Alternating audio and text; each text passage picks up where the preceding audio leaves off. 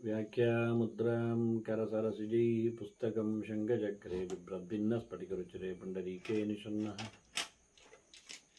अमलानश्रीरमृतविशदैरंशविप्लावयन् मामाविर्भूयादनकमहिमा मानसे वागधीशः नमस्ते प्राणेश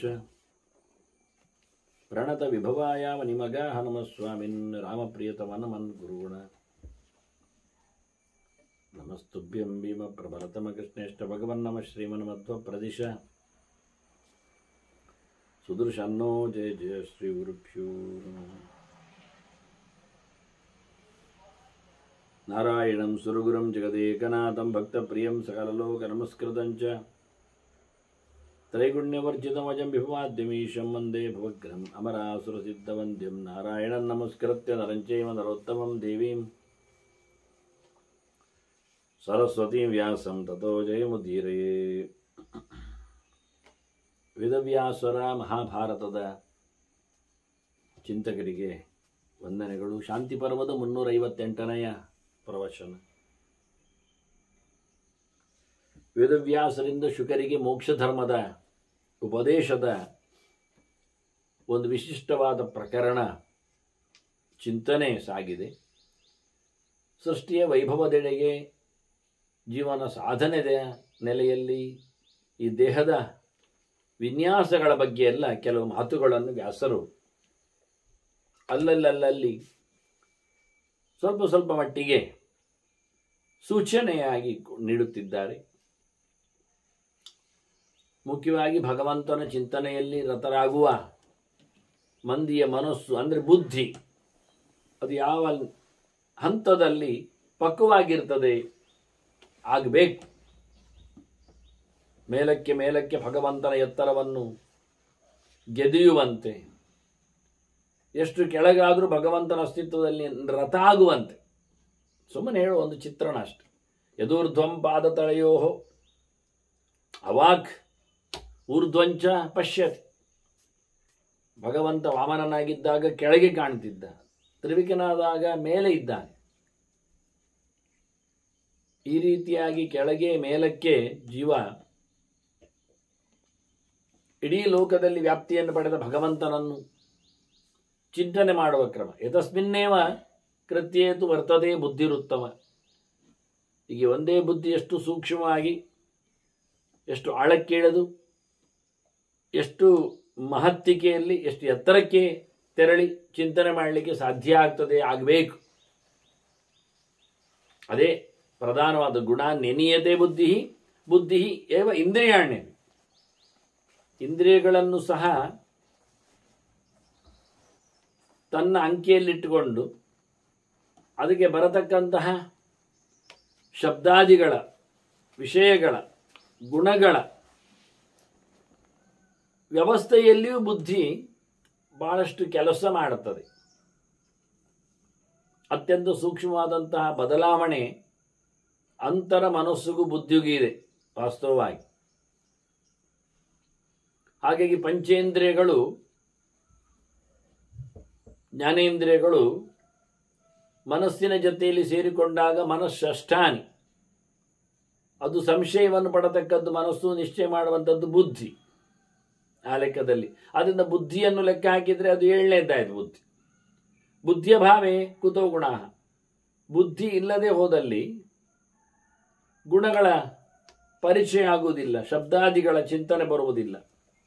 ಆದರೆ ಮನಸ್ಸಿದ್ದರೆ, ಅಲ್ಲಿ ಬುದ್ಧಿ ಎಚ್ಚರಾಗಿದ್ದರೆ ಅವನಿಗೆ ಇಂದ್ರಿಯಗಳದ್ದು ಲಾಭ ಆಗ್ತದೆ. ಉದಾಹರಣೆಗೆ ನಾವು ನಿದ್ದೆಯಲ್ಲಿಟ್ಟುಕೊಳ್ಳುವ, ನಿದ್ದೆಯಲ್ಲಿ ಮನಸ್ಸು ಪರತಿಯನ್ನು ಪಡೆಯುವುದರಿಂದ ಶಬ್ದ ಆದರೂ ಕೇಳುವುದಿಲ್ಲ ಪಕ್ಕಕ್ಕೆ. ಹಾಗೆ ವಾಸನೆಗಳ ಅನುಸಂಧಾನಕ್ಕೆ ಬರುವುದಿಲ್ಲ. ಅಂದರೆ ಪರಿಮಳ ಗಂಧದ್ದು. ಮೂಗಿನ ಕೆಲಸ ಉಂಟು, ಯಾವುದು ಉಸಿರಾಟ ಇರ್ತದೆ. ಆದರೆ ಅವನಿಗೆ ನಿದ್ದೆಯಲ್ಲಿ ಇದು ಮಲ್ಲಿಗೆ ಪರಿಮಳ, ಇದು ಚಕ್ಕುಲಿಯ ವಾಸನೆ ಗೊತ್ತಾಗ್ತದೋ? ಶಬ್ದವೂ ಹಾಗೆ. ಅದು ಪಾತ್ರೆಯ ಸದ್ದು ಅಥವಾ ಮಾತಾಡುವ ಸದ್ದು, ಸದ್ದಿನ ಎಚ್ಚರವೇ ಇಲ್ಲ. ಕಣ್ಣು ಮುಚ್ಚಿರುವುದರಿಂದ ಕಾಣುವುದಿಲ್ಲ ಹೇಳುವುದನ್ನು ಗ್ಯಾರಂಟಿ ಮಾಡಬಹುದು. ಆದರೆ ಕಿವಿ ಮುಚ್ಚಿರುವುದಿಲ್ಲಲ್ಲ, ಮೂಗು ಮುಚ್ಚಿಕೊಳ್ಳುವುದಿಲ್ಲಲ್ಲ. ಹಾಗಾಗಿ ಇಂದ್ರಿಯಗಳೆಲ್ಲ ಬುದ್ಧಿಯ ಮನಸ್ಸಿನ ಎಚ್ಚರದಿಂದ ಗುಣಗಳ ಪರಿಚಯವನ್ನು ಮಾಡಿಕೊಳ್ಳುತ್ತದೆ. ಇನ್ನೂ ಒಬ್ಬ ಇದ್ದಾನೆ ಒಳಗೆ, ಇಬ್ಬರಿದ್ದಾರೆ ಒಳಗೆ. ದೇಹವನ್ನು ಆತುಕೊಂಡವ ಜೀವ ಇದ್ದಾನೆ, ಆ ದೇಹವನ್ನು ನಡೆಸಿಕೊಡ್ತಕ್ಕ ದೇವರಿದ್ದಾನೆ. ಆದ್ದರಿಂದ ಕ್ಷೇತ್ರಜ್ಞಂ ಪುನರಷ್ಟಮಂ, 8ನೇದ್ದಾಗಿ ಅದನ್ನು ಗಮನಿಸ್ತಾರೆ. ಅಲ್ಲ, ಅದು 2 ಆದರೆ 2 ಹೇಳಿ, 1 ಆದರೆ 1 ಹೇಳಿ, ನಿಮಗೇನಾಗಬೇಕು? ನಾವೀಗ ಕ್ಷೇತ್ರಜ್ಞ ಶಬ್ದವನ್ನು ಹೇಳಿದ್ದೇವೆ. ಇದಂ ಶರೀರಂ ಕೌಂತೆಯ ಅಂತ. ಕ್ಷೇತ್ರ ಅಂದರೆ ದೇಹ, ಜಡವಾದದ್ದು. ಇದನ್ನು ತಿಳಿದವನು ಅಂತ, ಸರಿತಾನೆ? ಇಲ್ಲಿ ನೆಲೆಗೊಂಡು ಅರಿವು ಉಳ್ಳವನು ಅಂತ ಅರ್ಥ ಮಾಡಿಕೊಂಡಾಗ ಜೀವ ಆಗೋದಿಲ್ವಾ? ಕ್ಷೇತ್ರದ ಅರಿವು ಅಂತೇನಲ್ಲದಿದ್ರು ದೇಹ ತನ್ನದು ಏನು ಎಚ್ಚರ ಉಂಟಲ್ಲ ಅವನಿಗೆ. ದೇಹದಲ್ಲಿ ಸುಖಾನುಭವಗಳಾಗ್ತದಲ್ಲ, ಇಷ್ಟರ ಮಟ್ಟಿಗೆ ಅವನು ಕ್ಷೇತ್ರಜ್ಞನಾಗುವುದಲ್ಲ ಜೀವ. ಆದರೆ ಶರೀರದ ಎಲ್ಲ ಜ್ಞಾನಗಳು ಇರಬೇಕು ಅಂದಾಗ ಅದು ನಾರಾಯಣಗಳು. ಕ್ಷೇತ್ರಜ್ಞಂಚಾಪಿ ಮಾಂ ವಿದ್ಧಿ ಅಂತ ಕೃಷ್ಣನ್ ಹೇಳ್ತಾನೆ, ನಾನು ಅಂತ. ಸರಿ, ಹಾಗಾದರೆ ಕ್ಷೇತ್ರಜ್ಞನನ್ನು ಯಾರು ಹೇಳುವ? ದೇವರೇ. ಜೀವನು ಯಾಕೆಂದರೆ ಅದೇ ಪ್ರತಿಬಿಂಬನಾದ್ರಿಂದ ಒಂದೇ ಇರುವುದಲ್ಲಿ ಪ್ರತಿಬಿಂಬ ಕಾಣ್ತದೆ. ಕೋಣೆಯಲ್ಲಿ ಎಷ್ಟು ಜನ ಇದ್ದಾರೆ? ಒಬ್ಬ ಒಳಗೆ ಹೋಗಿದ್ದಾನೆ, ಕೋಣೆಯೊಳಗೆ ಲೈಟ್ ಹಾಕಿದ್ದಾನೆ. ಎಷ್ಟು ಜನ ಇದ್ದಾರೆ ಕೋಣೆಯಲ್ಲಿ ಕೇಳಿದರೆ? ಇಬ್ಬರಿದ್ದಾರೆ. ಇಬ್ಬರು ಯಾರು? ಅದು ಲೈಟ್ ಆಗಿದ್ದಲ್ಲ, ಅವನದು ನೆರಳು. ಒಳ್ಳೆ ಕಥೆ ಆಯ್ತಲ್ಲ.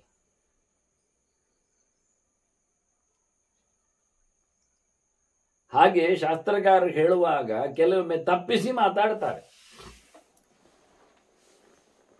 ಹಾಗಾದರೆ ಒಬ್ಬನೇ ಇರುವುದು ಹೇಳಿಬಿಡಿ, ನೆರಳಿನ ಹಾಗೆ. ಕೋಣೆಯಲ್ಲಿ ದೀಪ ಹಾಕಿದಾಗ ನೋಡಿ, ಕೋಣೆಯಲ್ಲಿ ದೀಪ ಹಾಕಿದ ನೆರಳು ಜಡವಾಗಿದೆ. ಅದು ಸ್ವತಂತ್ರವಾಗಿ, ಅಂದರೆ ಸ್ವತಂತ್ರ ಅಂತ ಆದರೆ ಪ್ರತ್ಯೇಕವಾಗಿ ಅದರ ಅಸ್ತಿತ್ವ ಇಲ್ಲ ಅಲ್ಲಿ. ಜೀವ ಹಾಗಲ್ಲ, ಅದು ಜಡ ಅಲ್ಲ. ದೇವರ ಬಿಂಬನ ಚೈತನ್ಯಪೂರ್ಣವಾಗಿರತಕ್ಕ ಪ್ರತಿಬಿಂಬ, ಅದು ವಿಲಕ್ಷಣವಾಗಿದೆ. ಅದಕ್ಕಾಗಿಯೇ ಮಗುದೊಂದು ದೃಷ್ಟಾಂತ ಕೊಡೋದವರು.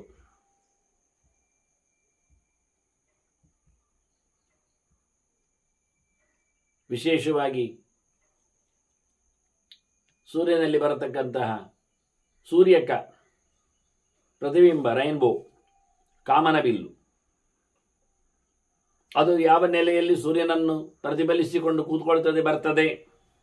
ಅದಕ್ಕಾದರೆ ಒಂದು ನೀರಿನ ಹನಿಗಳ ಉಪಾಧಿಗಳನ್ನು ಹೇಳಬಹುದು. ಇಲ್ಲಿ ಅದೂ ಇಲ್ಲದೆ ಹೇಳಿಕೊಳ್ಳುವ ನೆಲೆಯಲ್ಲಿ ಬಹಳ ಅದ್ಭುತವಾಗಿ ಚಿಂತನೆಯನ್ನು ಕೊಡುತ್ತಾರೆ.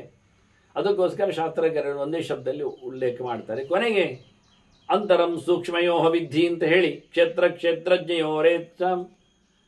ಕ್ಷೇತ್ರಜ್ಞಯೋರೇವಂ ಇವರೀರ್ವರ ಕ್ಷೇತ್ರಜ್ಞಯೋ ಇವರೀರ್ವರ ಅಂತರಂ ಕ್ಷೇತ್ರಜ್ಞಯೋರಂತರಂ ವಿದ್ಧಿ ಸೂಕ್ಷ್ಮಯೋ. ಬಹಳ ಸೂಕ್ಷ್ಮ ಇದೆ. ಅಲ್ಲಿ ಕ್ಷೇತ್ರ ಶಬ್ದವನ್ನೇ ಪ್ರಯೋಗ ಮಾಡಿದರು ಇದೇ ವ್ಯಾಸರು. ಕ್ಷೇತ್ರ ಅಂದರೆ ದೇಹ. ಜೀವ ಎಲ್ಲಿ? ಕ್ಷೇತ್ರದ ಅಭಿಮಾನ ಇದ್ದು ನಾನೇ ದೇಹ ಅಂತ ಭ್ರಮಿಸಿಕೊಳ್ಳುವುದಿಲ್ವವ? ಜೀವನ ಪ್ರತ್ಯಕ್ಷಕ್ಕೆ ನಾವು ದೇಹವನ್ನೇ ಅವಲಂಬಿಸಬೇಕಲ್ಲ. ಇಲ್ಲಾದರೆ ಅತ್ಯಂತ ಅಣುವಾಗಿರತಕ್ಕ ಜೀವನನ್ನು ಸ್ಥೂಲವಾದ ದೇಹ ಇಲ್ಲದೆ ನೋಡುವುದು ಹೇಗೆ? ಯಾವುದೇ ಆಗಲಿ, ಕ್ರಿಮಿಕೀಟಗಳೇ ಆಗಲಿ, ಅವುಗಳು ಸ್ಥೂಲ ದೇಹದಲ್ಲೇ ಕಾಣುವುದು. ಕೇವಲ ಜೀವನನ್ನು ಕಾಣಲಿಕ್ಕೆ ಆಗೋದಿಲ್ಲ. ಅದರಿಂದ ಕ್ಷೇತ್ರಜ್ಞ ಶಬ್ದವನ್ನು ಬದಲಾಯಿಸಿಕೊಂಡದ್ದು ಅದೇ ರೀತಿಯಲ್ಲಿ ಅರ್ಥದಲ್ಲಿ. ಖಾಲಿ ಕ್ಷೇತ್ರಜ್ಞನನ್ನು ತಿಳ್ಕೊ ಅಂತ ಹೇಳುವುದು. ಅದಕ್ಕೋಸ್ಕರ ಅವರು 8ನೇದಾಗಿ ಮುಂದೋಗಿ 8 ಜೀವನೇ ಅಂತ ಕ್ಷೇತ್ರಜ್ಞ ಅಂತ ಇಟ್ಟುಕೊಂಡ್ರೆ, ನಾವು ಬುದ್ಧಿಯಲ್ಲಿ ಅವನನ್ನು ಮಾತಾಡಿಸಿದ್ದೇವೆ. ವಾಸ್ತವವಾಗಿ ಬುದ್ಧಿ ಶಬ್ದವನ್ನು ಜೀವನಿಗೆ ಪ್ರಯೋಗ ಮಾಡ್ತಾರೆ. ಅಲ್ಲ ಅಂತ ಆದರೆ ಇನ್ನು ಮುಂದಕ್ಕೆ ಹೋಗುವವರು ಹೇಳ್ತಾರೆ ಕ್ಷೇತ್ರಜ್ಞ ಸಾಕ್ಷಿ ಕ್ಷೇತ್ರಜ್ಞ ಉಚ್ಯತೆ ಅಂತಾರೆ. ಜೀವ ಸಾಕ್ಷಿ ಆಗ್ತಾನ? ಜೀವ ಇದ್ದಾನೆ, ಸಾಕ್ಷಾದೀಕ್ಷತೆ ಅಂತ ಅರ್ಥ. ಸಾಕ್ಷಿ ಅಂದರೆ ಅವನೇನು ನೋಡಿದ್ದಾನೆ ಪ್ರತ್ಯಕ್ಷವಾಗಿ? ಇಲ್ಲಿ ದೊಡ್ಡ ತೊಂದರೆ ಕೇಳಿದರೆ, ಜೀವನಿಗೆ ತನ್ನದೇ ಆಗಿರತಕ್ಕ ಸಾಕ್ಷಾತ್ಕಾರ ಆಗಲಿಲ್ಲ. ಅವನನ್ನೇ ನೋಡಲಿಲ್ಲ. ನಾವು ನೋಡಿದ್ದೇವಲ್ಲ ಕನ್ನಡಿಯಲ್ಲಿ ನಮ್ಮನ್ನು. ಯಾರನ್ನು? ಕನ್ನಡಿಯಲ್ಲಿ ಯಾರನ್ನು ನೋಡಿದ್ದು? ನಮ್ಮನ್ನು ಅಂದರೆ ಯಾರು? ಜೀವ ಕಾಣ್ತಾನೆ ಕನ್ನಡಿಯಲ್ಲಿ, ಅವನ ದೇಹವನ್ನು ನೋಡಿದ್ದು. ಹೌದಲ್ಲ ಮತ್ತೆ ನಾವು ಎಲ್ಲ ನೋಡಿದ್ದು, ರಿಪೇರಿ ಮಾಡಿದ್ದು, ಮೆರವಣಿಗೆ ನಡೆಸಿದ್ದು, ಸೆಲ್ಫಿ ಹೊಡ್ಕೊಂಡದ್ದು ಎಲ್ಲ ದೇಹವನ್ನು. ಜೀವ ಇರುವುದು ಅತ್ಯಂತ ಸೂಕ್ಷ್ಮವಾಗಿ ಹೃದಯ ಮಧ್ಯದಲ್ಲಿ, ಅದನ್ನು ಕೈಯಲ್ಲಿ ಹಿಡಿದು ನೋಡಲಿಕ್ಕೆ ಆಗುವುದಿಲ್ಲ. ನಾವು ನಮ್ಮ ಜೀವವನ್ನು ಹೊರಗೆ ತಂದು ನೋಡ್ತಾ ಇದೆ ಹೇಗೆ ಇದೆ ಅಂತ ಹೇಳಿಕೊಂಡು ನಾವು ನಮ್ಮ ಚಪ್ಪಲಿಯನ್ನು ನೋಡ್ಬೋದು ಹೇಗೆ ಉಂಟು ಅಂತ. ಬಗ್ಗಿ ಅಲ್ಲದಿದ್ದರೆ ಕೆಲವರಿಗೆ ಬಗ್ಗಿ ನೋಡಲಿಕ್ಕೆ ಆಗುವುದಿಲ್ಲ, ಹೊಟ್ಟೆ ಅಡ್ಡ ಬರ್ತದೆ. ಅದರಿಂದ ಅವರು ಕೈಯಲ್ಲಿ ತೆಗೆದು ನೋಡ್ತಾರೆ, ಭಾರಿ ಚೆನ್ನಾಗಿದೆ ಚಪ್ಪಲಿ. ಮೆನ್ನು ನೋಡ್ಲಿಕ್ಕೆ ಸಿಗ್ತದೆ ಮಿರರ್ ಆ್ಯಕ್ಷನಲ್ಲಿ. ಒಂದು 4-6 ಕನ್ನಡಿಗಳನ್ನು ವಾರಕ್ಕೆ ಇಟ್ಟಾಗ ಎದುರಿಂದ ಹಿಂದಕ್ಕೆ ಎದುರಿಗೆ ತರಿಸಿ ಹೇಗಾದರೂ ಒದ್ದಾಟ ಪಟ್ಟು ನೋಡ್ಬೋದು. ಆದರೆ ಒಳಗೆ ಕೂತ ಜೀವನ ನೋಡೋದು ಹೇಗೆ? ಎಕ್ಸ್ರೇ, ಮತ್ತೆ ಒಳಗೆ ಕಳಿಸೋದು ಕ್ಯಾಮರಾ, ಆಯಿತು. ಮತ್ತೆ ಎಲ್ಲಿ ಒಳಗೆ ಹೋಗ್ತದೆ? ಎಲ್ಲಿದ್ದಾನೆ? ಹೃದಯದ ನಡುವೆ ಎಲ್ಲಿ ಸಿಗ್ತಾನೆ? ಹರಿಯುವುದ ಹೃದಯವನ್ನು? ಅದರ ಅತ್ಯಂತ ಸೂಕ್ಷ್ಮವಾಗಿರತಕ್ಕ ಇವರ ಭೇದವನ್ನು ಅರ್ಥ ಮಾಡಿಕೊಳ್ಳಿ ಈ ಶಬ್ದವನ್ನು ಪ್ರಯೋಗ ಮಾಡೋದು. ಅದರಿಂದ ಸಾಕ್ಷಿ ಅನ್ನುವ ನೆಲೆಯಲ್ಲಿ ಪರಮಾತ್ಮನನ್ನೇ ಮುಟ್ಟಿದ್ದಾರೆ. ಸಾಕ್ಷಿ ಚೇತ ಕೇವಲೋ ನಿರ್ಗುಣಶ್ಚ ಅಂತ ಶ್ರುತಿಯು ಭಗವಂತನ ಚಿಂತನೆಯನ್ನು ಪರಿಪೂರ್ಣವಾಗಿ ಕೊಟ್ಟಿದೆ. ಮತ್ತೊಂದು, ಸೃಷ್ಟಿ ಆರಂಭದಲ್ಲಿ ನಾವು ಸಾಕ್ಷಿ ಆಗ್ತೇವೆ. ನಮ್ಮ ಸೃಷ್ಟಿಯಲ್ಲಿ ನಾವು ಸಾಕ್ಷಿ ಆಗ್ತೇವೆ. ಆರಂಭದಲ್ಲಿ ಬುದ್ಧಿಯಲ್ಲಿರ್ತದೆ, ಸಾಯುವಾಗ ನೆನಪಿರುತ್ತದೆ, ಸತ್ತ ಬಳಿಕ. ಆದ್ದರಿಂದ ನಮ್ಮ ಸಾಕ್ಷಿತನಕ್ಕೆ ಹೆಚ್ಚು ದೀರ್ಘಕಾಲದ ಮೌಲ್ಯ ಇಲ್ಲ, ಅದನ್ನು ಉಲ್ಲೇಖ ಮಾಡಿತು. ಮತ್ತು ಅವನಲ್ಲಿರುವಂತಹ ವ್ಯವಸ್ಥೆಯನ್ನು ಕೇಳಿಕೊಂಡ್ರೆ ಸತ್ವರಜಸ್ಸು ತಮಸ್ಸುಗಳೇ ಹೆಚ್ಚು ಕೆಲಸ ಮಾಡುವಂಥವುಗಳು. ಗುಣತ್ರಯದ ಚಿಂತನೆಯಲ್ಲಿ ಇರಬೇಕಾಗಿರತಕ್ಕಂಥ ಭಾವಗಳು, ಧರ್ಮಗಳು, ಗುಣಲಕ್ಷಣಗಳು, ಅದನ್ನು ಅವರನ್ನು ಪರಿಚಯಿಸತಕ್ಕಂತಹ ಕೆಲವು ಚಿಹ್ನೆಗಳು, ಸೂಚನೆಗಳು. ಯತ್ರದತ್ ಪ್ರೀತಿ ಸಂಯುಕ್ತಂ ಕಿಂಚಿತ್ ಆತ್ಮನಿಲಕ್ಷಯೇತ್ ಪ್ರಕಾಶಮಿವ ಸಂಶುದ್ಧಂ ಸತ್ವಂ ತದುಪಧಾರೇತ್. ಯಾರಲ್ಲಿ ಆದರೂ ಸಂತೋಷ ಇದ್ದರೆ ಅದನ್ನು ನಾವು ಸತ್ವದ ಬೆಳವಣಿಗೆ ಅಂತ ಹೇಳುತ್ತೇವೆ. ಅಂತಹ ಒಂದು ಪ್ರೀತಿ, ಆನಂದ, ಸಂತೋಷ, ಖುಷಿ ಅದು ಯಾಕಾಯಿತು? ಅದು ಯಾರನ್ನು ಹೊಡೆದದ್ರಿಂದ ಆಯಿತು. ಆದರೆ ಅದು ಪ್ರಶಾಂತವಾದ ಸುಖ ಅಲ್ಲ ಆಯಿತು, ಅದು ಉಗ್ರವಾದ ಸುಖ ಆಯಿತು.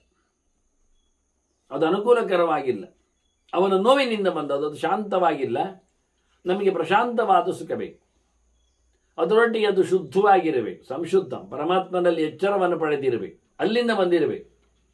ದೇವರ ಮೆಚ್ಚುಗೆಯಿಂದ ಬಂದದ್ದು ಅದು ಸತ್ವಗುಣ ಅಂತ ತಿಳಿಲಿಕ್ಕೆ ಬರ್ತದೆ. ಅದರೊಟ್ಟಿಗೆ ಸತ್ವದೊಟ್ಟಿಗೆ ಬರತಕ್ಕಂಥ ಗುಣಗಳ ಪಟ್ಟಿ ಹೇಳುವುದಾದ್ರೆ ಪ್ರಹರ್ಷಃ, ಪ್ರೀತಿ, ಆನಂದ, ಸಾಮ್ಯಂ, ಸ್ವಸ್ಥಾತ್ಮಚಿತ್ತದ, ಹಗುರವಾಗಿರ್ತಾನೆ, ಮನಸ್ಸಿನಲ್ಲಿ ವ್ಯಗ್ರತೆ ಇಲ್ಲ ಆಗ್ತದೆ. ಮನಸ್ಸು ಅದು ಒಳ್ಳೆ ರೀತಿಯಿಂದ ಸಂತೋಷವನ್ನು ಪಡೀತದೆ. ದೇವರ ವಿಷಯದಲ್ಲಿ ಆನಂದವನ್ನು ಕೊಳ್ತಾ ಇರ್ತಾನವ. ಇದು ಯಾಕೆ ಕೇಳಿದ್ರೆ, ಇದು ಯಾಕೆ ಅಂತ ಇಲ್ಲ, ಯಾಕೆ ಆಗುವುದು ಹಾಗೆ ಆಗುವುದು. ಅಕಸ್ಮಾತ್ ಇದುವಾ ಅಕಸ್ಮಾತ್, ಹೇಗೆ ಬೇಕು ಹಾಗೆ. ಕೆಲವೊಮ್ಮೆ ತನ್ನಷ್ಟಕ್ಕೆ ಆಗ್ತದೆ, ತನ್ನಷ್ಟಕ್ಕೆ ಆಗುವುದೇ ಬೆಸ್ಟ್ ಇಲ್ಲಿ ಆ ಲೆಕ್ಕದಲ್ಲಿ. ಅದನ್ನು ನಾವು ಸತ್ವ ಅಂತ ಹೇಳ್ತೇವೆ. ವರ್ತಂತೆ ಸತ್ವ ಅದು ಇದೆಲ್ಲ ನೋಡಿಕೊಂಡಾಗ ನಿಶ್ಚಯವಾಗಿಯೂ ಸಹ ಬಹಳ ಒಳ್ಳೆಯದು. ಅಕಸ್ಮಾತ್ ಇದುವಾ ಅಕಸ್ಮಾತ್ ವರ್ತಂತೆ ಸಾತ್ವಿಕ ಗುಣ, ಇವುಗಳನ್ನು ನಾವು ಸಾತ್ವಿಕ ಗುಣಗಳು ಅಂತ ಹೇಳ್ತೇವೆ. ಅದೇ ರಾಜಸವಾದ ಭಾವಗಳನ್ನು ಗುರುತಿಸುವುದಾಗಿದ್ದರೆ ಹೇಗಿರುತ್ತದೆ? ಅದನ್ನು ಗುರುತಿಸುವುದು ಕಷ್ಟವಾಗಿರುತ್ತದೆ. ಅದು ಹೇಳಿಕೊಳ್ಳಿಕ್ಕೆ ಬರ್ತದೆ ಸ್ವಲ್ಪ, ಅದನ್ನು ಉಳಿಸಿಕೊಳ್ಳುವುದರಲ್ಲಿ ಸೋಲ್ತೇವೆ ಕೆಲವೊಮ್ಮೆ. ರಜಸ್ತು ಅದು ಹೇಗೆ ಉಂಟು ಕೇಳಿದರೆ, ಯತ್ತು ಸಂತಾಪ ಸಂಯುಕ್ತಂ ಕಾಯೇ ಮನಸ್ಸಿವ ಭವೇತ್. ಸಂಕಟ, ಸಂತೋಷ ಇಲ್ಲ, ಸಂತಸ ಇಲ್ಲ, ಸಂಕಟ ಇದೆ. ಎಲ್ಲಿ? ಮನಸ್ಸಿನಲ್ಲಿ, ದೇಹದಲ್ಲಿ, ಮಾತಿನಲ್ಲಿ, ಎಲ್ಲೆಡೆಯೂ. ಪುಟ್ಟು ಕೆಲಸ, ಒತ್ತಡ. ಪ್ರವೃತ್ತಂ ರಜೈತ್ಯೇವಂ ತತ್ವಚಾಪಿ ಬಲಕ್ಷಯ. ಕಮಿಟ್ಮೆಂಟ್ಸ್ ಸ್ಟಾಪ್ಲೆಸ್, ನಿಲ್ಲುವುದಿಲ್ಲ, ನಿಲುಗಡೆ ಇಲ್ಲದ ಒಂದು ಕೆಲಸಗಳು. ಇವೆಲ್ಲ ರಾಜಸದ ಮುಖಗಳು, ವ್ಯವಸ್ಥೆಗಳು. ನೋಡಿಕೊಳ್ಳುವುದಾದರೆ ಅಭಿಮಾನ, ಮೃಷಾವಾದ. ಅಭಿಮಾನ ಇರ್ತದೆ, ಮಾಡ್ತೇನೆ, ಮಾಡ್ತಾ ಇದ್ದೇನೆ ಅನ್ನತಕ್ಕಂಥ ಅವನಿಗೆ ದುರಭಿಮಾನ ಒಂದು ದೃಷ್ಟಿಯಿಂದ. ಹಾಗೆಯೇ ಆಯಿತು, ಆಗಿದೆ, ಆಗ್ತದೆ ಹೇಳಿಕೊಂಡು ಸುಳ್ಳೆ ತಿರುಗ್ತಾ ಇರ್ತಾನೆ. ಆದದ್ದೆಲ್ಲ ಆಗಿದ್ರು. ಅದರೊಟ್ಟಿಗೆ ಲೋಭದಲ್ಲಿ ಆಗದೆ ಹೋದದ್ದು, ಆದರೆ ಆಗಿದೆ ಅಂತ ಹೇಳ್ತಾ ಇರ್ತಾನೆ ಅಷ್ಟೇ. ಲೋಭ ಮಾತ್ರ ಅಲ್ಲದೆ ಅದರೊಟ್ಟಿಗೆ ಮೋಹ, ತಪ್ಪು ಕಲ್ಪನೆಗಳು ಇರ್ತದೆ. ಮತ್ತೆ ಅಕ್ಷಮೆ, ಯಾವುದನ್ನು ಸಹಿಸುವುದಿಲ್ಲವ. ಎಲ್ಲದರ ಮೇಲೆಯೂ ಕೋಪವನ್ನು ತಾಳ್ತಾನೆ. ಇವೆಲ್ಲ ಲಿಂಗಾನಿ ರಜಸಸ್ಥಾನಿ ವರ್ತಂತೆ ಹೇತು ಅಹೇತುತಃ. ಇದು ಕಾರಣ ಇಲ್ಲದೆಯೂ ಬರ್ತದೆ ಅವನಿಗೆ. ಕೆಲವೊಮ್ಮೆ ಕಾರಣ ಇದ್ದೇ ಆಗಬೇಕು ಅಂತಿಲ್ಲ, ತನ್ನಷ್ಟೇ ಕಾರಣ ಮೂಡಿಕೊಳ್ಳುವಾಗಿ ಮಾಡಿಕೊಳ್ತಾನೆ. ಇದು ಒಂದು ಕಾರಣ, ಇದು ಒಂದು ವ್ಯವಸ್ಥೆ, ಇದು ರಜಸ್ಸಿನ ವ್ಯವಸ್ಥೆ. ಹಾಗೆ ಮತ್ತೆ ಪುನಃ ಅವನಲ್ಲಿ ಇರತಕ್ಕಂಥ ತಮಸ್ಸು, ಎಷ್ಟು ಸಮೂಹ ಸಂಯುಕ್ತಂ ಅವ್ಯಕ್ತ ವಿಷಯಂ ಭವೇತ್, ಏನು ಗೊತ್ತಿಲ್ಲ ಅಂಥದ್ದನ್ನು ನಾವು ತಮಸ್ಸು ಅಂತೆ. ಅಜ್ಞಾನ ಪರಾಕಾಷ್ಠೆ, ಎಂತ ಮಾಡುವುದು, ಏನಾಗುತ್ತದೆ, ಯಾವುದರ ಪರಿವೇ ಇಲ್ಲದೇನ ಬದುಕು. ಅದು ಒಂದು ದೃಷ್ಟಿಯಿಂದ ತಾಮಸವಾದ ಬದುಕು. ಬಹಳ ಚೆನ್ನಾಗಿದೆ, ಗೊತ್ತಿಲ್ಲ, ಒಟ್ಟು ಅಜ್ಞಾನ. ಅದರೊಟ್ಟಿಗೆ ಯಾವುದರ ಬಗ್ಗೆಯೂ ಕಲ್ಪನೆ ಇಲ್ಲ, ಚೆನ್ನಾಗಿ ಸರಿಯಾಗಿ ಊಹಿಸ್ಲಿಕ್ಕೂ ಬರುವುದಿಲ್ಲ, ತಿಳುವಳಿಕೆಯಲ್ಲಿ ಇಲ್ಲವೇ ಇಲ್ಲ. ತಥಾ ಮೋಹ ಪ್ರಮಾದಶ್ಚ, ಅದರ ಗುಣವಂತಿಕೆ ಪಟ್ಟಿಗಳು ಕೇಳಿದರೆ ಅಜ್ಞಾನ, ತಿಳಿದಿರುವುದಿಲ್ಲ, ಮೋಹಗೊಳ್ಳುತ್ತಾನೆ ಮಾಡುವಾಗ. ಅಷ್ಟೇ ಅಲ್ಲದೆ ತಪ್ಪೇ ಎಸಗಿ ಬಿಡುತ್ತಾನೆ, ಪ್ರಮಾದ. ಮತ್ತೆ ನಿದ್ರೆ ಬರ್ತದೆ.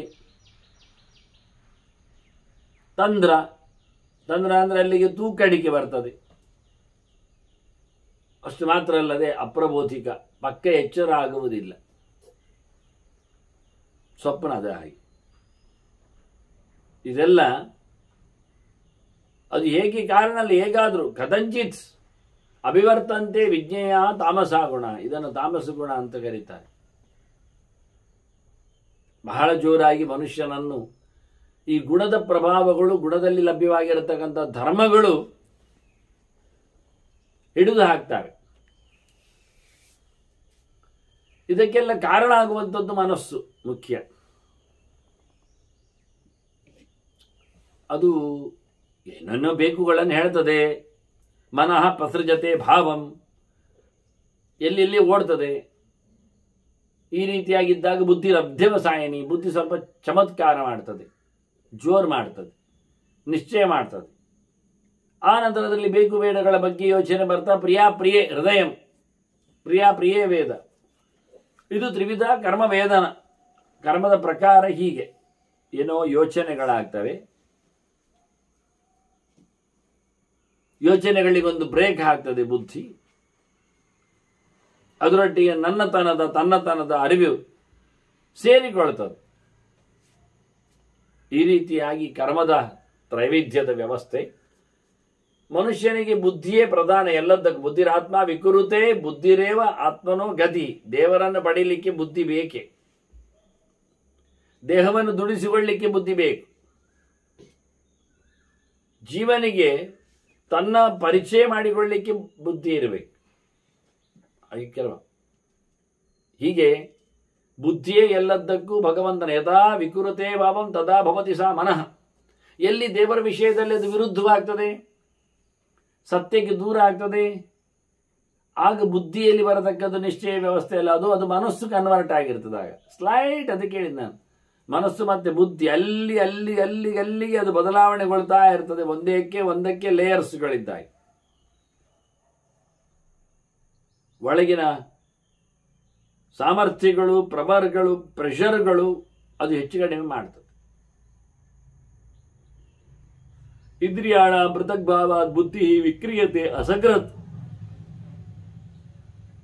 ಬುದ್ಧಿ ಇಂದ್ರಿಯದಾಗಿ ಒಂದಿಲ್ಲ ಎನ್ನುವುದೇ ಬುದ್ಧಿ ಒಂದು ಕಸರತ್ತು. ಒಂದು ಕೇಳುವ ಇಂದ್ರಿಯ, ಒಂದು ನೋಡುವ ಇಂದ್ರಿಯ, ಒಂದು ಹೇಳುವ ಇಂದ್ರಿಯ ಆಗಲಿಕ್ಕೆ ಹೋಗಿ ಬುದ್ಧಿ ಕನ್ಫ್ಯೂಸ್ ಒಟ್ಟಾರೆ. ಅದರಿಂದಾಗಿ ಅದು ಹೆಚ್ಚು ಕಡಿಮೆ ಆಗುವುದು. ಕಿವಿ ಹತ್ತಿರ ಹೋಗುವಾಗ ಕಿವಿ ಹೇಳ್ತದೆ ನನ್ನಲ್ಲಿ ಕೂತು ಬಿಡು ಅಂತ. ಆದರೆ ಕೇಳಿದ್ದನ್ನು ಹೇಳುವ ಚಾಪಲದಲ್ಲಿ ಬುದ್ಧಿ ಓಡಿ ಬಂದು ಬಾಯಲ್ಲಿ ಹೇಳ್ತದೆ. ಹೇಳುವ ಗೌಜಿಯಲ್ಲಿ ಬಾಯಿ ಮತ್ತೆ ಮಾತಾಡ್ತದೆ ಒಂಚೂರು ನೀರು ಬರಬೇಕು ಅಂತ. ಹೀಗಾಗಿ ಮನಸ್ಸು ಅಂದರೆ ಬುದ್ಧಿ ಇವುಗಳ ಜೊತೆಯಲ್ಲಿ ಸೇರಿಕೊಂಡು, ಇಂದ್ರಿಯಗಳಲ್ಲಿ ಸೇರಿಕೊಂಡು ಕಂಡಾಬಟ್ಟೆ ಹಾಗೆ ಹೀಗೆ ಅಂತಲ್ಲ, ಬಹಳ ವಿಕಾರವನ್ನು ಪಡೀತದೆ, ಒದ್ದಾಟವನ್ನು ಪಡೀತದೆ. ನಿಜವಾಗಿ ಬುದ್ಧಿ ಮನುಷ್ಯನದ್ದು ಒಳ್ಳೆ ಎಬ್ಬಿಸುವಂಥದ್ದು, ಅವನಿಗೆ ಭಗವಂತನ ರಕ್ಷಣೆಗೆ ಕಾರಣವಾಗಿರ್ತದೆ. ಆದರೆ ಇಂದ್ರಿಯಗಳ ಒಂದೊಂದರದ್ದು ಒಂದೊಂದು ಸ್ಟೈಲ್. ಇಂದ್ರಿಯಾಣ ಪೃಥಗ್ಭಾವ ಬುದ್ಧಿ ವಿಕ್ರಿಯತೆ ಅಸಗ್ರತ್. ಅವುಗಳು ಬೇರೆ ಬೇರೆ ರೀತಿಯಲ್ಲಿ ಹೋಗಿ ಇದ್ದು ಸಹ ಬೇರೆ ಬೇರೆ ಆಗ್ತದೆ. ತೇ ಸದೃಶ್ಯ, ಅವನಿದ್ದಾನಲ್ಲ ಅಧಿತಿಷ್ಠ, ದೇವರಿದ್ದಾನಲ್ಲ ಅವನು ಕಾಣುವುದಿಲ್ಲ, ಎಲ್ಲವನ್ನು ಮೀರಿ ನಿಂತಿದ್ದಾನೆ, ಅವ್ಯಕ್ತನಾಗಿದ್ದಾನೆ, ಕಾಣುವುದಿಲ್ಲ, ಕಾಣಲಿಕ್ಕೆ ಆಗುವುದಿಲ್ಲ. ಅಲ್ಲಿ ಕೂತವ ದೇವರು ಅದೃಶ್ಯ ಅಧಿತಿಷ್ಠತಿ, ಕಾಣದಂತೆ ಭಗವಂತ ಅಲ್ಲಿ ಕೂತಿದ್ದಾನೆ. ಕದಾಚಿತ್ ಲಭತೆ ಪ್ರೀತಿ ಕದಾಚಿತ್ ಅಪಿಶೋಚತಿ. ಬುದ್ಧಿ ಕೆಲವೊಮ್ಮೆ ಖುಷಿ ಪಡ್ತದೆ, ಕೆಲವೊಮ್ಮೆ ಅಳ್ತದೆ. ನಾವು ನೋಡಿದ್ದೇವೆ, ಅದು ಖುಷಿಪಟ್ಟಾಗ ಸತ್ವ ಪ್ರಚುರವಾಗಿರ್ತದೆ, ಅಳ್ತಾಗ ಇನ್ನೊಂದನ್ನು ಹೇಳಿದ್ರು ಅವರು ಹೇಗಿರ್ತದೆ ಅಂತ. ಸಂಕಟಪಟ್ಟಾಗ, ಖುಷಿ ಇಲ್ಲದೆ ಇದ್ದಾಗ ಅವನಿಗೆ ಅದು ರಾಜಸವಾದ ತಾಮಸವಾದ ಭಾವಗಳಿಗೆ ಓಡ್ತದೆ. ತಿಷ್ಠತಿ ಪುರುಷೇ ಬುದ್ಧಿ ತ್ರಿಷು ಭಾವೇಶು ವರ್ತತೆ. ಸತ್ವರಜಸ್ಸು ತಮಸ್ಸುಗಳಲ್ಲಿ ಬುದ್ಧಿ ಇರಲಿಕ್ಕಾಗಿ ಮನುಷ್ಯ ಅತ್ಯಂತ ವ್ಯವಸ್ಥಿತವಾದಂತಹ ಏರುಪೇರುಗಳನ್ನಲ್ಲಿ ಪಡಿತಾನೆ. ಕದಾಚಿತ್, ಅದಕ್ಕೆ ಹೇಳಿ ಯಾವಾಗ ಅಂತ ಇಲ್ಲ, ಯಾವಾಗಲೂ ಅಂತಲ್ಲ. ಸ್ವಯಂ ಭಾವಾತ್ಮಿಕ ಭಾವಾನ್ ತ್ರೀನೇತಾನ್ ಅನುವರ್ತತೆ. ಈ ಬುದ್ಧಿಯು ಇಂದ್ರಿಯಗಳ ಧರ್ಮಗಳನ್ನು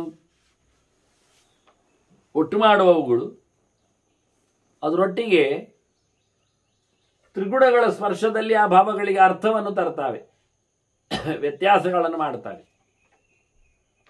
ಹೇಗೆ ಕೇಳಿದರೆ ಸಯರಿತಾಂ ಸಾಗರೋ ಒಂದು ದೃಷ್ಟಿಯಿಂದ ಮಹಾವೇಲಾಂ ಉರ್ವಿಮಾನ್ ಬಹಳ ದೊಡ್ಡ ಅಲೆಯನ್ನು ತೇರನ್ನು ಹಾರಿಸ್ತದೆ,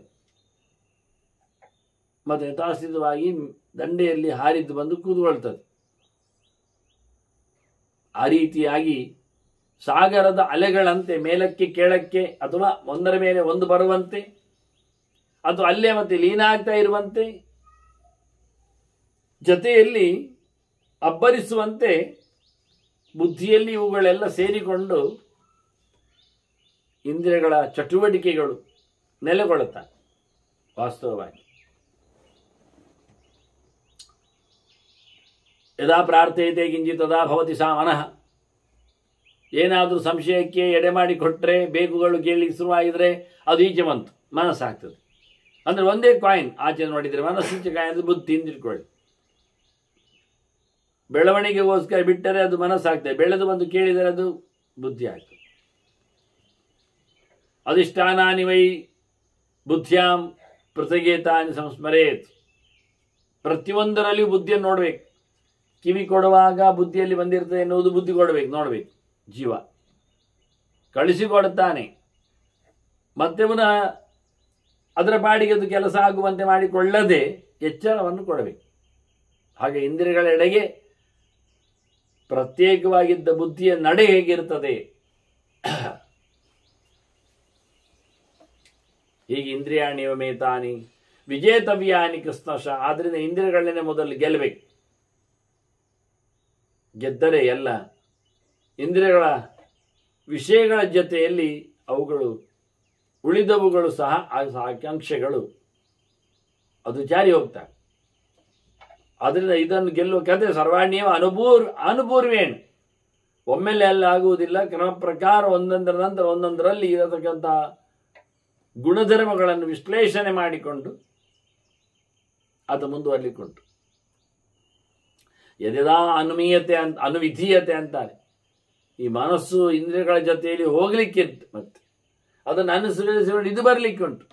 ಹಾಗಾಗಿ ಎಲ್ಲ ಕಡೆಯೂ ಬುದ್ಧಿಯ ಒಂದು ವಿಶೇಷಣತನದಲ್ಲಿ ಸರ್ವಾಣ್ಯೇವ ಅನುಪೂರ್ವೇಣ, ಇಂದ್ರಿಯಗಳಲ್ಲಿ ಕ್ರಮ ಪ್ರಕಾರವೇ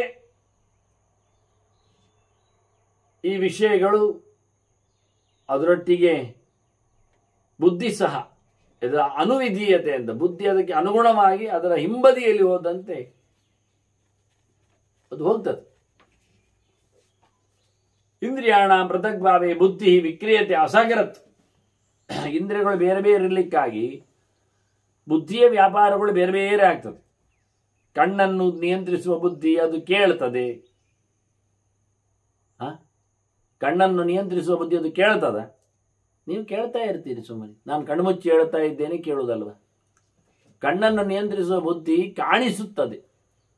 ಹಾಗೆ ಕಿವಿಯನ್ನು ನಿಯಂತ್ರಿಸುವಾಗ ಬುದ್ಧಿ ಕೇಳಿಸುತ್ತದೆ. ಆಯಾ ಇಂದ್ರಿಯಗಳ ಬೆನ್ನೆಯಿಂದ ಹೋದಾಗ ಮಾತ್ರ ಆಯಾ ಇಂದ್ರಿಯಗಳಿಗೆ ಚಮತ್ಕಾರ ಬರ್ತದೆ. ಇಲ್ಲ ಆದರೆ ನಾನು ಹೇಳುವುದು ನೀವು ಕೇಳುವುದು ಅಷ್ಟೇ. ಎಂಥದ್ದು? ಶಬ್ದ ಕೇಳು, ಅರ್ಥ ಅಲ್ಲ. ಹಾಗಾಗಿ ಅದು ಬೇರೆ ಬೇರೆ ರೂಪಗಳಿಂದ ರೂಪಾಂತರವನ್ನು ಪಡೀತದೆ. ಅಲ್ಲಿ ಕಾಣದೇ ಇರುವವನು ಯಾರು ಕೇಳಿದ್ರೆ ದೇವರೇ. ತೇಷು ಅದೃಶ್ಯ ಅಧಿತಿಷ್ಠತೆ. ಜೀವನೂ ಕಾಣುವುದಿಲ್ಲ, ಆದರೆ ಜೀವ ವ್ಯಾಪಾರದಲ್ಲಿ ಕಾಣ್ತಾ ಇದ್ದಾನೆ, ಹೇತುವಿನಲ್ಲಿ, ತರ್ಕದಲ್ಲಿ. ಆದರೆ ದೇವರು ಕಾಣುವುದಿಲ್ಲ. ದೇವರು ಅವನನ್ನು ವ್ಯಾಪಾರಿಸುತ್ತಾ ಕಾಣಿಸುತ್ತಾನೆ ಹೇಳಬೇಕು ಕಷ್ಟದಲ್ಲಿ. ಅದನ್ನು ಯಾರು ಗಮನಿಸುವುದು? ಹೇಗೆ ಗಮನಿಸು? ಅದನ್ನು ದೇವರು ಕಾಣುವುದೇ ಇಲ್ಲ. ಕದಾಚಿತ್ ಲಭತೆ ಪ್ರೀತಿಂ ಕದಾಚಿತ್ ವಿಶೋಚತಿ ತಿಷ್ಠತಿ ಪುರುಷೇ ಬುದ್ಧಿ ತ್ರಿಷು ಭಾವೇಶು ವರ್ತತೆ. ಕೆಲವೊಮ್ಮೆ ಅದನ್ನಾಗಿ ಹೇಳಿದ್ದೆ. ಹಾಗೆ ಬುದ್ಧಿಗಳು ಯಾವ ರೀತಿಯಲ್ಲಿ ಮನುಷ್ಯನ ಪ್ರೇರಣೆಯಂತೆ ಕೆಲವೊಮ್ಮೆ ಸುಖವನ್ನು ಕೆಲವೊಮ್ಮೆ ದುಃಖವನ್ನು ಅನುಭವಿಸಿಕೊಳ್ತದೆ, ಯೋಚನೆಗೆ ತರ್ತದೆ. ಯಚೈವ ಭಾವಾಹ ವರ್ತಂತೆ ಸರ್ವಯೇವ ಯೇಷು ತೇ ತ್ರಿಷು. ಸತ್ವರಜಸ್ಸು ತಮಸ್ಸುಗಳಲ್ಲೇ ಈ ನಮ್ಮ ಧರ್ಮಗಳು, ಅದರ ಯೋಚನೆಗಳು ಬರುವಂಥದ್ದು. ಅನವರ್ಥಾಹ, ಅರ್ಥಕ್ಕೆ ಅನುಗುಣವಾಗಿ ಸಂಪ್ರವರ್ತಂತೆ ರಥನೇಮಿ ಮರಾಯುವ. ಚಕ್ರದಲ್ಲಿ ಚಕ್ರ ತಿರುಗಿದಾಗ ಕಡ್ಡಿಗಳು ಒಂದರ ನಂತರದಲ್ಲಿ ಒಂದು ಪಾಸ ಆಗ್ತವೆ. ಹಾಗೆ ಯೋಚನೆಗಳಲ್ಲಿಯೂ ಸಹ ಬುದ್ಧಿಯ ಕ್ರಿಯೆಗಳು ವಿಷಯಗಳ ಜೊತೆಯಲ್ಲಿ ಬಂದಾಗ, ಇಂದ್ರಿಯಗಳನ್ನು ಇಟ್ಟುಕೊಂಡಾಗ ಒಂದರ ನಂತರದಲ್ಲಿ ಒಮ್ಮೆ ಯಾವತ್ತು ನಿಲುಗಡೆಗೊಳ್ಳದಂತೆ ಒಂದು ದೃಷ್ಟಿಯಿಂದ ವ್ಯವಸ್ಥಿತವಾಗಿ ಅದು ಬರ್ತದೆ. ಅರ್ಥವನ್ನು ಅನುಸರಿಸಿ ಬುದ್ಧಿಯ ಪ್ರವೇಶ. ಹೇಗೆ ಕಾಣಲಿಕ್ಕುಂಟು, ಕಾಣಬೇಕು ಹೇಳಿದರೆ ಒಂದು ದೀಪದ ದೃಷ್ಟಾಂತವನ್ನು ಕೊಡ್ತಾರೆ. ದೀಪದೀಪ್ತ ಯಥಾಕೃತಿ ಅನ್ನುವ ನೆಲೆಯಲ್ಲಿ ನಿಲ್ಲಿಸಿಕೊಳ್ಳುವಂತೆ,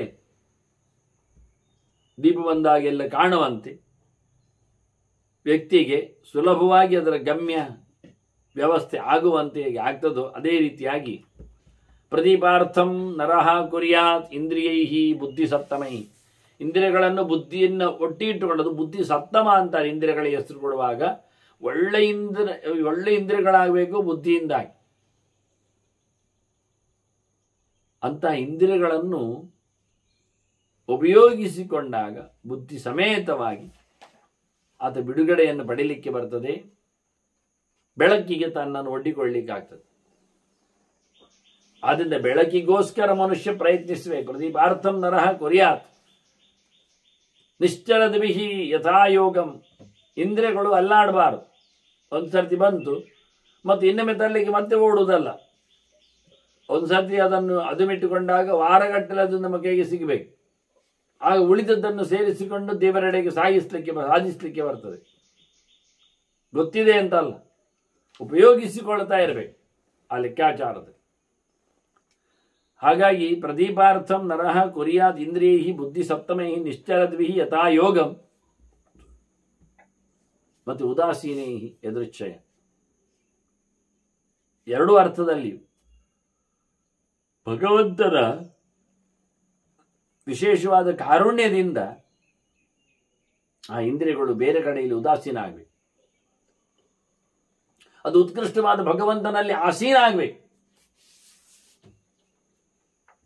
ಹೀಗಾದಾಗ ಭಗವದಿಚ್ಛೆಯಿಂದಲೇ ಅದು ದೇವರನ್ನು ಕಾಣಲಿಕ್ಕೆ, ಬೆಳಕನ್ನು ತರಲಿಕ್ಕೆ ಅವಕಾಶ ಮಾಡಿಕೊಡ್ತದೆ. ಇಲ್ಲಾದ್ರೆ ಕತ್ತಲು ಕೊಂಪೆಯಲ್ಲೇ ಇರ್ತದೆ.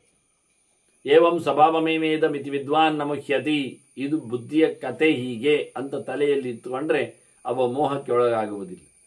ಹೀಗಾಗಿರ್ಬೇಕು, ಹೀಗಾಯಿತು ಅಂತ ಹೇಳಿಕೊಳ್ಳದೆ ಇದು ಕೊನೆಯ ಹೊತ್ತಿನ ಅವಕಾಶಗಳಿದ್ದಾಗಿ ಇದನ್ನು ಚಿಂತನೆಯಲ್ಲಿ ತರಲಿಕ್ಕೋಸ್ಕರ ಉದಾಸೀನೇ ಎದೃಚ್ಛಯ ಅಂತ ಭಗವಂತನ ನೆನಪನ್ನು ಉಲ್ಲೇಖ ಮಾಡಿದರು. ಹೀಗೆ ಇಂದ್ರಿಯೈ ಏವಂ ಸ್ವಭಾವಮೇವೇದ ಮಿತಿ ವಿದ್ವಾನ್ ನಮುಹ್ಯತಿ ಅಶೋಚನ್ ಅಪರರ್ಶ್ಯನ್, ಅವನಿಗೆ ಯಾವುದೇ ರೀತಿಯಾದಂತಹ ಮೋಹ ಇಲ್ಲ. ಅಂದರೆ ಅವನು ಯಾವುದಕ್ಕೂ ಹೆಚ್ಚು ಖುಷಿ ಪಡುವುದಿಲ್ಲ, ಯಾವುದಕ್ಕೆ ಕೊರಗುವುದೂ ಇಲ್ಲ. ನಿತ್ಯಂ ವಿಗತ ಮತ್ಸರ, ಯಾರ ಮೇಲೂ ಯಾವುದೇ ರೀತಿಯಾದ ಸಂಕಟ ಇಲ್ಲದೆ ನಿರ್ಮತ್ಸರಾಣಾಂ ಸತಾಂ ಹೇಳಿದ ಹಾಗೆ ಶುದ್ಧ ಮನಸ್ಕನಾಗಿ ಆತ ಇರ್ತಾನೆ. ನಚಾತ್ಮ ಶಕ್ಯತೆ ದ್ರಷ್ಟಮಿಂದ್ರಿಯೈ ಕಾಮಗೋಚರೈ, ಇಷ್ಟ ಬಂದೆಡೆಗೆ ಸಾಗುವ ಇಂದ್ರಿಯಗಳಿಂದ ದೇವರು ಸಿಗ್ತಾನ? ಅದೇ ರೀತಿಯಾಗಿ ಇಂದ್ರಿಯಗಳನ್ನು ಬೇಕಾಬಿಟ್ಟಿ ಕಳಿಸಿಕೊಟ್ಟರೆ ಅದು ಪ್ರವರ್ತಮಾನೈ ಅನಯೈ, ಏನು ಶಿಸ್ತಿಲ್ಲ, ಎಲ್ಲೆಂದರಲ್ಲಿ ತಿರುಗುವುದು, ನಿವೃತ್ತಿ ಇಲ್ಲ, ಸುಮ್ಮನೆ ಕೂತ್ಕೊಳ್ಳುವುದು ಬೇರೆ ಇಲ್ಲ. ಅಷ್ಟೇ ಅಲ್ಲದೆ ದುರ್ಧರೈ, ಸರಿಯಾಗಿ ಒಳಗೆ ಎಳ್ಕೊಂಡು ಬಂದು ಸಿಕ್ಕಿಸ್ಲಿಕ್ಕೂ ಆಗೋದಿಲ್ಲ. ಕಾರಣ ಅಗೃತಾತ್ಮವೇ, ಏನು ಪ್ರಯತ್ನ ಮಾಡಲಿಲ್ಲ.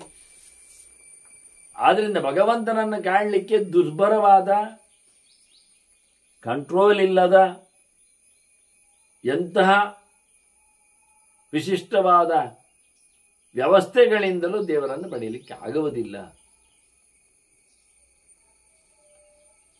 ಆ ರೀತಿಯಾಗಿ ಭಗವಂತನ ಚಿಂತನೆಯನ್ನು, ಮನುಷ್ಯನ ಬುದ್ಧಿಗೂ ನಿಲುಕದ ವ್ಯಕ್ತಿತ್ವವನ್ನು ಇಲ್ಲಿ ನೆನಪಿಗೆ ಅವರು ತಂದುಬಿಟ್ಟಿದ್ದಾರೆ. ವಾಸ್ತವವಾಗಿ ತೇಷಾಂತು ಮನಸಾ ಕುರು ಶಕ್ಯೇತ್ ಯದಾ ಸಮ್ಯಕ್ ನಿಯಚ್ಛತಿ, ಮನಸಾ ರಶ್ಮೀನ್ ಯದಾ ಸಮ್ಯಕ್ ನಿಯಚ್ಛತಿ, ಮನಸ್ಸಿನಿಂದ ಯಾವಾಗ ಕುದುರೆಯ ಹಗ್ಗವನ್ನು, ಕಡಿವಾಣವನ್ನು ಗಟ್ಟಾಗಿ ಎಳ್ಕೊಳ್ತಾನೆ, ಹಾಗೆ ಈ ಕುದುರೆಗಳು ಸರಿದಾರಿಗೆ ಬರ್ತಾವೆ, ದೇವರ ಚಿಂತನೆಗೆ ಅನುಕೂಲ ಆಗ್ತದೆ. ವಾಸ್ತವವಾಗಿ ತದಾ ಪ್ರಕಾಶತೆ ಅಸ್ಯ ಆತ್ಮ ದೀಪದೀಪ್ತ ಯಥಾ ಆಗರತಿ, ದೀಪ ಹಾಕಿದಾಗ ವಸ್ತು ಕಾಣಿಸಿಕೊಳ್ಳುವಂತೆ ನಾವು ಒಳಗೆ ದೀಪ ಹಾಕಿಸಿಕೊಂಡಾಗ ದೇವರು ಕಾಣ್ತಾನೆ. ಒಳಗೆ ದೀಪ ಹಾಕಿಸಿಕೊಳ್ಬೇಕಾದ್ರೆ ಇಂದ್ರಿಯಗಳನ್ನೆಲ್ಲ ಒಳಗೆ ಕಳಿಸ್ಬೇಕು. ಅದು ಇದು ಅತ್ಯಂತ ಪ್ರಶಸ್ತವಾದ ಕೆಲಸ ಆಗ್ತದೆ ಅವನದ್ದು. ಒಳಗಿನ ಪ್ರಕಾಶಕ್ಕೋಸ್ಕರ ದೀಪದ ಕೆಲಸವನ್ನು ಮಾಡಿಕೊಂಡಾಗ ಮನಸ್ಸು ಅಂದರೆ ಬುದ್ಧಿ, ಅದು ವಾಸ್ತವವಾಗಿ ಸರ್ವೇಷಾಮೇ ಭೂತಾನಾಂ ತಮಸಿ ಅಪಗತೆ ಯಥಾ ಪ್ರಕಾಶಂ ಭವತೆ ಸರ್ವಂ ತದೇದಂ ಉಪಧಾರ್ಯತ.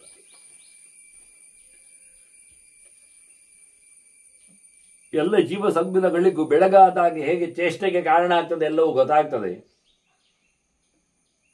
ಅದರಂತೆ ಎಲ್ಲರಿಗೂ ವಸ್ತುಗಳ ಪರಿಜ್ಞಾನಕ್ಕೆ ಬೆಳಕು ಬೇಕೆ, ಇಲ್ಲಾದ್ರೆ ಅವುಗಳ ಸಂಚಾರಾದಿಗಳನ್ನು ನಡೆಸಿಕೊಡುವುದಿಲ್ಲ. ಅದನ್ನು ಸರ್ವೇಷಾಮೇವ ಭೂತಾನಾಂ ಹೇಳಿದದಕ್ಕೆ ಒಳಗಿನಿಂದ ಒಳ್ಳೆಯ ಚೇಷ್ಟೆ ಬರಲಿಕ್ಕೆ ಅವುಗಳು ತಾಮಸವಾದ ಭಾವಗಳನ್ನು ತಗೊಂಡ್ರೆ ಅವುಗಳಿಗೆ ಒಳ್ಳೆಯ ರೀತಿಯಾದ ಅನುಕೂಲ ಆಗ್ತದೆ. ಜೀವನ ಹಾಗೆ ಒಳಗಿನಿಂದ ತಾಮಸವಾದ ಪ್ರಕ್ರಿಯೆಗಳನ್ನು ಆತ ಕಳಿಸಿಕೊಂಡ್ರೆ ಪ್ರಕಾಶಂ ಭವತೆ ಸರ್ವಂ ತಥೇದಂ ಉಪಧಾರ್ಯತ. ಹೇಗೆ ಹೊರಗಿನಿಂದ ವಸ್ತುಗಳಿಗೆ ಬೆಳಕು ಬಿದ್ದಾಗ ಕ್ರಿಯೆ ಆಗ್ತದೋ, ಪ್ರಾಣಿಗಳು ಸಂಚಾರಕ್ಕೆ ಹೊರಡುತ್ತಾವೋ, ಅದೇ ರೀತಿಯಾಗಿ ಆನೆ ನೆಲೆಯಲ್ಲಿ ಹೇಳಿಕೊಂಡಾಗಿ ಇಂದ್ರಿಯಗಳನ್ನು ಅಂಕುಶ ಹಾಕಿದಾಗ ಬಗ್ಗುವ ಹಾಗೆ ಇಂದ್ರಿಯಗಳನ್ನು ರಶ್ಮಿಗಳಿಂದ, ಕುದುರೆಗಳಿಗೆ ಕಟ್ಟುವ ಹಗ್ಗಕ್ಕೆ ರಶ್ಮಿ ಅಂತಾರೆ, ಸೂರ್ಯನ ರಶ್ಮಿ ಇದ್ದಾಗೆ ಹಾಗೆ ಇವನು ಪ್ರಕಾಶವನ್ನು ಪಡೀಲಿಕ್ಕಾಗ್ತದೆ ಅಂತ ತಿಳಿಸ್ತಾನೆ. ಹೇಗೆ ನೀರಿನಲ್ಲಿ ಕೂತ ಹಕ್ಕಿಗಳಿಗೆ ನೀರಂಟುವುದಿಲ್ಲ ಅಲ್ಲ, ಮೀನುಗಳಿಗೆ ಅಂತೇಳಿ ಮೀನುಗಳು ನೀರಿನಿಂದ ಹೊರಗೆ ಬರೋದಿಲ್ಲ, ನಮ್ಗೆ ಗೊತ್ತಾಗೋದು ಅಂಟಿದೆ ಇಲ್ಲ ಅಂತ. ಹಾಗೆ ಯಥಾ ವಾರಿಜರ ಪಕ್ಷಿ ನಲಿಪ್ಯದಿ ಜಲೆ ಚರನ್, ನೀರಿನಲ್ಲಿ ಹೋಗ್ತದಕ್ಕೆ ನೀರು ಅಂಟುದಿಲ್ಲ. ಅಲ್ಲ, ನೀರು ಅಂಟಿದೆ ಅದು ಹೇಳುವ ಅಂದರೆ, ಅಂಟಿದ್ರೆ ಚಳಿ ಆಗ್ಬೇಕು, ಅದಕ್ಕೆ ಚಳಿ ಆಗುದಿಲ್ಲ. ಚಳಿ ಆಗಿದೆ, ಚಳಿ ಆದ್ರೆ ಮೇಲೆ ಬರ್ತಿತ್ತು, ಮೇಲೆ ಬರುವುದಿಲ್ಲ. ಹಾಗಾಗಿ ಅಂಟಿಕೊಳ್ಳುವುದಿಲ್ಲ, ಅದು ಅಂಟಿಕೊಳ್ಳದಂತೆ ಗಮ್ಮತ್ನಲ್ಲಿ ಹೋಗ್ತಾ ಇರ್ತದೆ.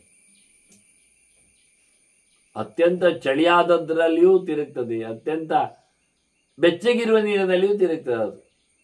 ಅದು ಹೇಗೆ ನೀರಿನ ಹಕ್ಕಿಗೆ ನೀರಿನದ್ದೇ ಅಲ್ಲ, ಅದು ನೀರು ಬಿಟ್ಟು ಇರ್ತದೆ. ಹಾಗಾಗಿ ವಾರಿಚರ ಪಕ್ಷಿ ಅನ್ನೋದು ನೀರಿನಲ್ಲಿ ಹೋದು ಬಾತು, ಕೋಳಿ, ಹಂಸ ಇವೆಲ್ಲ, ಕೊಕ್ಕರೆ ಅದು ಕಮ್ಮಿ. ಬಾತುಕೋಳಿ ಅಂತದ್ದೇ ಹೆಚ್ಚು ನೀರಿನಲ್ಲಿರುವಂಥದ್ದು. ಯಥಾ ವಾರಿಚರ ಪಕ್ಷಿ ನಲಿಪ್ಯತೆ ಜಲೇ ಕಥ ಚರನ್ ವಿಮುಕ್ತಾತ್ಮ ತಥೋಯೋಗಿ ಗುಣದೋಷೈ ನಲಿಪ್ಯತೆ.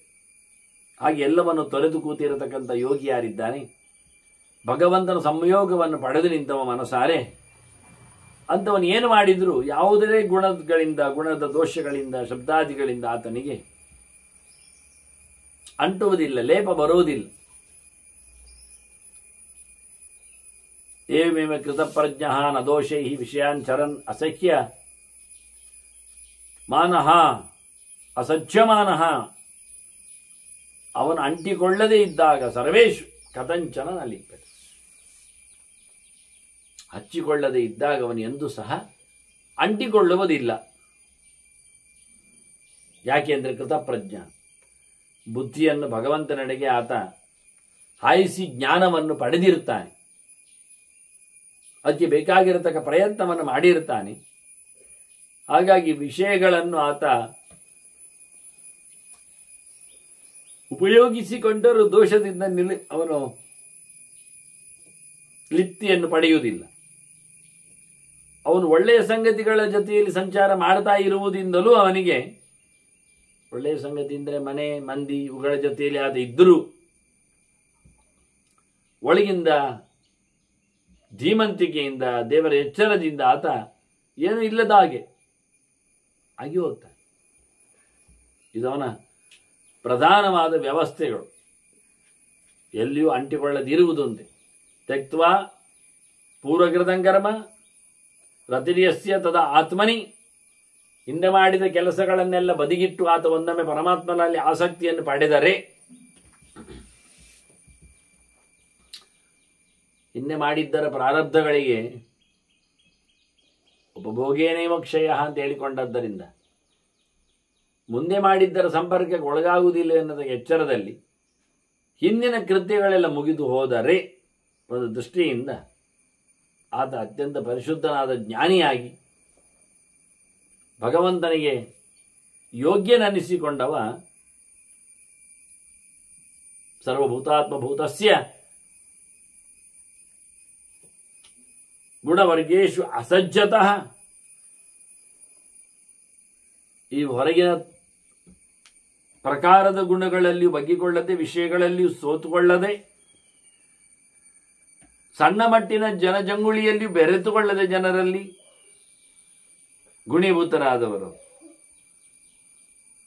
ಅಂಥವನು ಉತ್ತಮ ತಮನವನ್ನು ಪಡೀಲಿಕ್ಕೆ ಅನುಕೂಲನಾಗ್ತಾನೆ.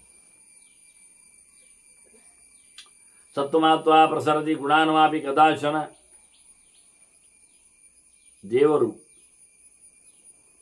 ಮತ್ತು ಅವನಲ್ಲಿರತಕ್ಕಂಥ ಸತ್ವಗುಣ ಇದರಿಂದ ಭಗವಂತನ ಪ್ರೀತಿ, ಭಗವಂತನ ಎಚ್ಚರ.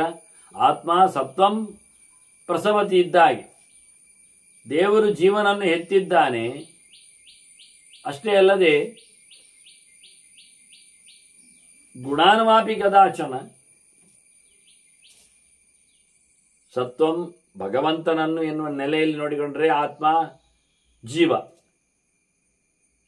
ಅವನು ಚಿಂತನೆಗೆ ತರ್ತಾನೆ, ಭಗವಂತನನ್ನು ಪ್ರೀತಿಸ್ತಾನೆ. ಅದರಂತೆ ನಗುಣಾಹವಿದುರಾತ್ಮಾನಂ, ದೇವರು ಜಗತ್ತಿನ ಗುಣಗಳನ್ನೆಲ್ಲ ಸೃಷ್ಟಿ ಮಾಡಲಿಕ್ಕೆ ಹೋದರೆ ಅವನು ದೇವರದಂತೆ ತಿಳ್ಕೊಂಡಿದ್ದಾನೆ, ಅದರ ಪ್ರಕಾರದಂತೆ ಗುಣಗಳು ದೇವರನ್ನು ತಿಳ್ಕೊಳ್ಳಿಲ್ಲ. ಗುಣ ಸೃಷ್ಟಿ ಮಾಡಿದ್ದರಿಂದ ದೇವರದನ್ನು ಒಪ್ಪಿಕೊಂಡಿದ್ದಾನೆ. ಆದರೆ ಅವುಗಳಿಗೆ ಭಗವಂತನನ್ನು ತೋಡ್ಕೊಳ್ಳಿಕ್ಕೆ ವಿಷಯ ಗೊತ್ತಿಲ್ಲ ವಾಸ್ತವವಾಗಿ. ನಗುಣಾವಿದ್ರ ಆತ್ಮಾನಂ ಗುಣಾನ್ವೇದ ಸಸರ್ವದ. ದೇವರು ಗುಣಗಳನ್ನೆಲ್ಲ ತಿಳ್ಕೊಂಡಿದ್ದಾನೆ, ಜೀವನ ಧರ್ಮಗಳನ್ನು ತಿಳ್ಕೊಂಡಿರ್ತಾನೆ. ಗುಣಗಳು ದೇವರನ್ನು ತಿಳಿಯುವುದಿಲ್ಲ ಅಷ್ಟೇ, ಮುಖ್ಯವಾಗಿ ನೋಡಿಕೊಂಡ್ರು. ಮತ್ತೆ ದೇವರೇನು ಪರಿದ್ರಷ್ಟ, ಗುಣಾನಾಂಚ ಪರಿಸ್ರಷ್ಟ ಯಥಾತಥ. ದೇವರು ಎಲ್ಲವನ್ನು ನೋಡುವವ. ಹೇಗೆ? ಒಳಗಿದ್ದುಕೊಂಡೇ ಇರಲಿ ನಮಗೆ. ಅಂತರ್ಬಹಿಷ್ಠದ ಸರ್ವಂ ವ್ಯಾಪಿ ನಾರಾಯಣ ಸಿದ್ಧ ಹೊರಗಿದ್ದುಕೊಂಡು ನೋಡ್ತಾನೆ. ನಿರಂತರ ನೋಡುವುದೇ ಅವನಿಗೆ. ದೇವರ ನೋಟದಲ್ಲಿ ಕಾಲವೂ ಅಡ್ಡ ಬರುವುದಿಲ್ಲ. ಹೇಗೆ? ಅವನು ನಿನ್ನೆದ್ದನ್ನು ಇವತ್ತು ನೋಡ್ತಾ ಇರ್ತಾನೆ, ನಾಳೆದ್ದನ್ನು ಇವತ್ತೇ ನೋಡ್ತಾ ಇರ್ತಾನೆ.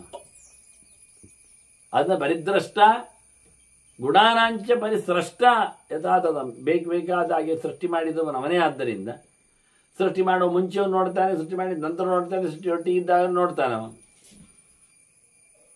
ಈ ರೀತಿಯಾಗಿ ಭಗವಂತನ ಚಿಂತನೆಯನ್ನು ಗುಣಗಳ ಸ್ರಷ್ಟಾರನನ್ನಾಗಿ ನೋಡಿಕೊಳ್ಳುವ ರೀತಿಯಲ್ಲಿ ಭಗವಂತನನ್ನು, ಅದು ಯಥಾತಥ ಎಲ್ಲರ ಪ್ರಕಾರ ಎಲ್ಲಕ್ಕೂ ಒಂದೇ ನಮೂನೇನಿಲ್ಲ, ಅವರ ಯೋಗ್ಯತೆ ಅಂತೆ ಎನ್ನುವುದನ್ನು ಹಾಗೆ ಇಟ್ಟುಕೊಂಡು. ಹಿಂದೆ ಸಾಧನೆ ಅಂತ ಹೇಳಿದಾಗ ಇಲ್ಲಿ ಯೋಗ್ಯತೆಯ ಪರ್ಯಾಯ ಬರಲಿಕ್ಕೆ ಹೋಗಿ ಯೋಗ್ಯತೆ ಅಂತ ವಾಸ್ತವವಾಗಿ. ಹೀಗೆ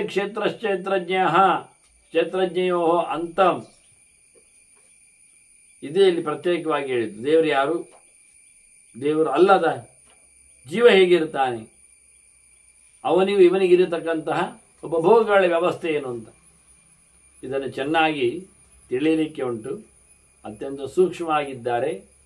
ಅನ್ನೋ ನೆಲೆಯಲ್ಲಿ ಜೀವ ಮತ್ತು ಪರಮಾತ್ಮನಲ್ಲಿರತಕ್ಕಂತಹ ವ್ಯತ್ಯಾಸಗಳ ಬಗ್ಗೆ, ಇರುವಿಕೆಯಲ್ಲಿ ಅರಿವೆಯಲ್ಲಿ, ಒಟ್ಟಾರೆ ಜೀವನ ತಂತ್ರಗಳ ಬಗ್ಗೆ, ದೇಹದಲ್ಲಿ ಆಗತಕ್ಕ ವ್ಯಾಪಾರ ವಿಶೇಷಗಳಲ್ಲಿನ ಕಾರಣರೂಪನಾಗಿ ಭಗವಂತನ ಅಸ್ತಿತ್ವವನ್ನು ಹೀಗೆ ಕೆಲವೆಡೆ ಬಹಳಷ್ಟು ವಿಷಯಗಳನ್ನು ಅತ್ಯಂತ ಸೂಕ್ಷ್ಮವಾಗಿ ತಿಳಿಸಿದ್ದಾರೆ. ಈ ರೀತಿಯಾಗಿ ಗುಣಚಿಂತನೆಯ ಜೊತೆಯಲ್ಲಿ ದೇವರ ಒಟ್ಟಾರೆ ಬುದ್ಧಿಯ ಪ್ರಾಬಲ್ಯವನ್ನು ಹೇಳುವ ಮಾತುಗಳಿವು. ಮುಂದೆ ಅದರ ಇನ್ನು ವಿಶೇಷವಾದಂಥ ಚಿಂತನೆಗಳೆಡೆಗೆ ವೇದವ್ಯಾಸರ ಮಗನಿಗೆ ಮತ್ತು ಒಂದು 16 ಮಾತುಗಳನ್ನು ತಿಳಿಸ್ತಾನೆ. ಅದನ್ನು ಮುಂದಿನ ಚಿಂತನೆಯಲ್ಲಿ ಮತ್ತೆ ನೋಡುವ ವಂದನೆಗಳೊಂದಿಗೆ ಶ್ರೀಕೃಷ್ಣ ನಾರಾಯಣ ನಾರಾಯಣ ನಾರಾಯಣ.